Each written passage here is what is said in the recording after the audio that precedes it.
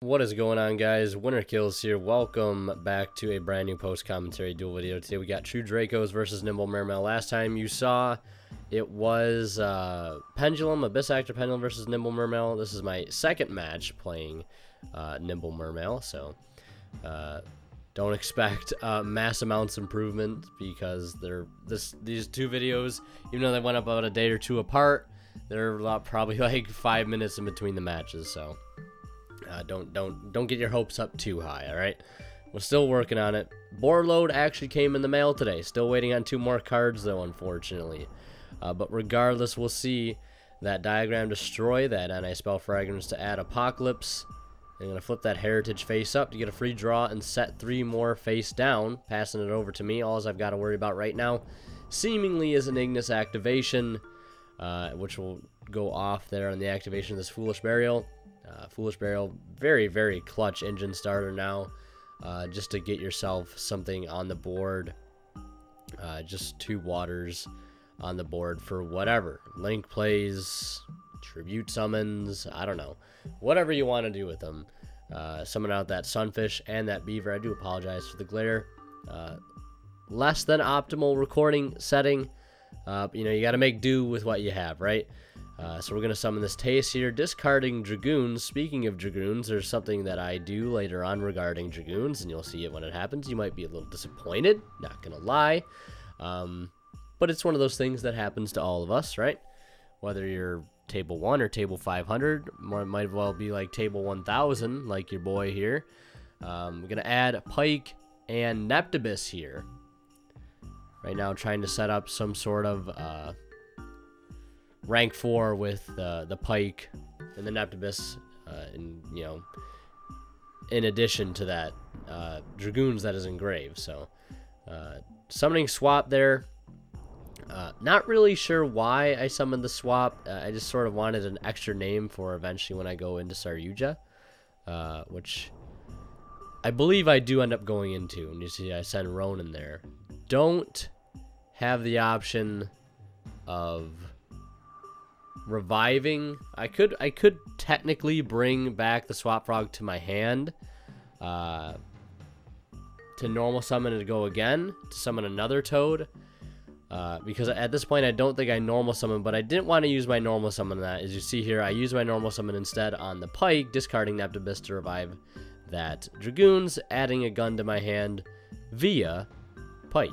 Now this is where I make the stupid play. I detach Dragoons rather for Bahamut Shark, or Squalo Bahamut, if we're going to talk Italian here, like the one that I'm currently using. So on the activation of Bahamut, he's going to activate Apocalypse, and then I'm going to summon Toad. Ready? You're like, well, get your search off Dragoons. Just go ahead and get it. I'm waiting. Go ahead and search off Dragoons now. You detached it for a water monster. Make sure you just go ahead and get that effect. Anytime now. Anytime now he'll get that search off Dragoons. Oh wait, I forgot. Yeah, I actually had to entirely redo this video because I was watching it over right before I was about to upload it, realizing, hey, that's something I missed and I need to go back and redo the entire video. So yeah, I'm down 1 search right now, and that's probably why after getting those 4 draws and having to put back 3, I'm like, I'm still kind of short on cards. And it only makes sense now. At the time, it was just sort of in the heat of the duel, and it really didn't, you know, occur to me that I had forgotten to search off of goddamn Dragoons. But I guess I have Soul Charge to sort of be my saving grace here. Sort of like put that one under the rug, if you will.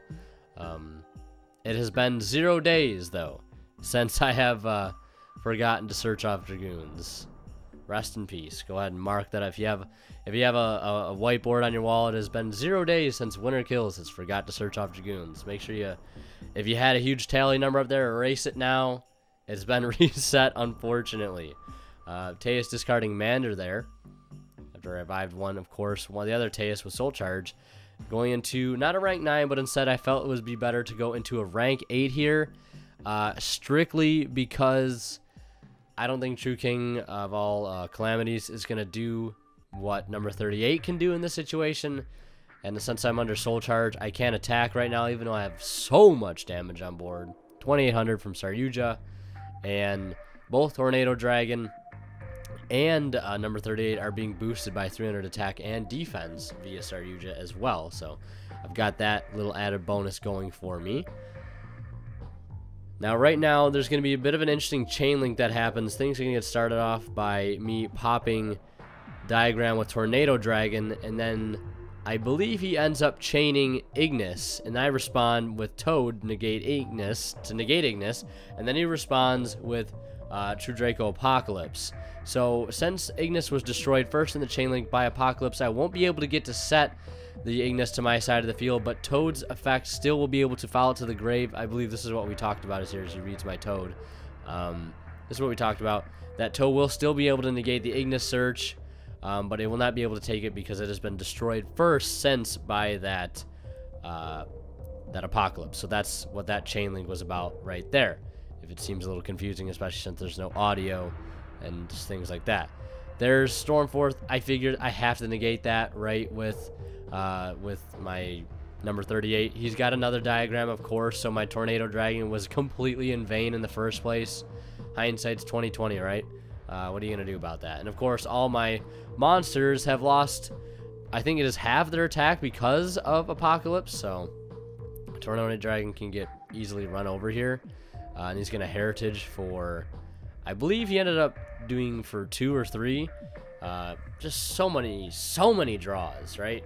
Heritage getting a draw, Disciple getting a draw, and then I believe he has a Pot of Desires here, so he gets another 2. So right now, he just tore through my board of Toad, 38, and Tornado Dragon, and has plenty of resources to spare. In fact, he's like plussed off of getting rid of my monsters. That's why I cannot wait for this goddamn deck to be hit yet again on the ban list. That hit Dynamite Knuckle and Ignis and all that other stuff. Just get rid of Diagram, please. The card is just so busted. The fact that they can play 6 copies of it, I'm sure you guys have heard this spiel before, but it's just such a busted card. It's not, at least make it a hard once per turn. You don't have to hit it, just make it a hard once per turn. That's all I want, Konami. That's all I want. Alright, we're going into game 2 here. I think I'm going to be starting things up. I'm very much a fan of going first with this deck, and I did side in, I believe I sided in some Cosmic Cyclones and a couple Gamma Seals, if I'm not mistaken. We're going to see Foolish Burial start things off here, much like we saw in game 1, sending Nimble Angler to summon Nimble Sunfish and the Beaver. The boys are on the board. Now we're going to see what I have to do here. I think I have a Swap Frog in hand. Not the best card to have, really. Maybe would have much rather had a Neptibus, but we're going to start things off with a Mastar Boy. I'll see that Swap come down, discarding that Gund, sending Swap and Ronin, and then Swap for Ronin there to summon out Ronin Totem. And then going to a basic rank 2 here, which is going to be your boy. Totally awesome. Set 1 face down and pass it over to him. So the only thing I've really got going for me is a negation and a little attack boost from a Star Boy. But whoop-de-doo, there's that one of again. There it is. I'm going to go ahead and sort of, I started to correct myself here. So I wanted to actually summon Swap Frog in the standby phase here to deck then. And then he would proceed to activate the Stormforth. And then I would end up negating that Stormforth with the Toad.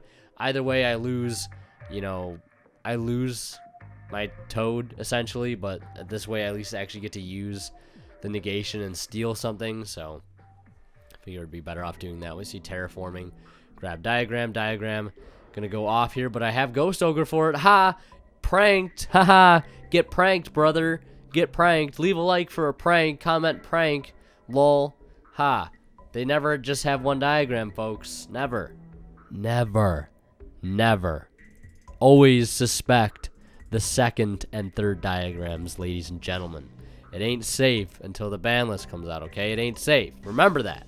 Always suspect the second and third diagram, because they do have it. Alright? Don't let anybody else tell you different, okay? You heard it here first. Maybe you heard it somewhere else. I don't know. We'll see. Pot of Duality reveal. A couple of cards there.